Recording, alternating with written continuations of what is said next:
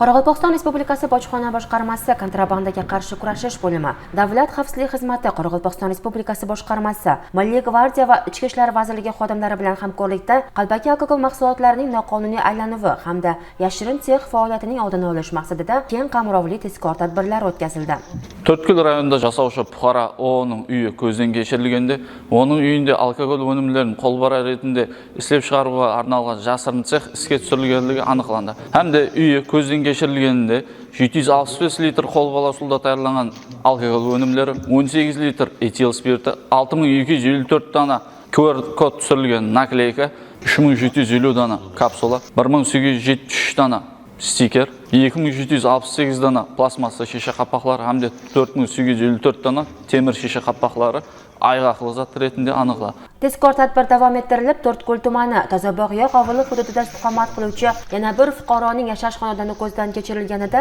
35 dona 20 litrli sig'imdagi kanistrlarda jami 700 litr etil spirtini keyinchalik qo'lbola usulda aroq mahsulotlarini tayyorlovchi yashirin sexlarga yetkazib berish maqsadida saqlanib kelinayotganligi aniqlandi. Tezkor tadbir davomida tumandagi navbatdagi xonadon ko'zdan kechirilganida 16 dana rulonda aroqlarni bloklovda foydalanilgan polietilen plyonkalar, 1 dana 300 litrlik siyimdagi plastmas idis, 6 dana shar-shar,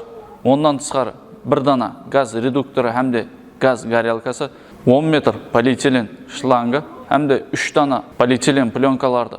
jabsturuvda foydalanilgan uchuqlar ayg'oqli zat ретінде alindi. Buni qarangki, ushbu xonadonda ishlab chiqarilgan alkogol mahsulotlari gumon tug'dirmaslik, huquq-tartibot idoralari ko'zlarini shamg'alat qilish maqsadida ustamonlarcha boshqa bir xonadonga yetkazib berilib, realizatsiyaga chiqarilar ekan. Bunga keng qamrovli tezkor tadbirning navbatdagi manzilida guvoh bo'lasiz. Tumanda istiqomat qiluvchi fuqaro AAning yashash xonadoni ko'zdan kechirilganida uyida qo'lbola usulda ishlab chiqarilgan qalbaki aksiz markalar bilan markalangan har biri 0.45 litrdan 1230 dona shishada, har biri 0.25 litrdan 420 dona shishada, har biri 0.5 litrdan 360 dona shishada, 0.25 litrli 792 dona shishada, 0.2 litrli 240 dona shishada aroqlarni keyinchalik muomalaga kiritish maqsadida ushbu xonadonda yama tariqasida saqlab qo'yilganligi aniqlandi.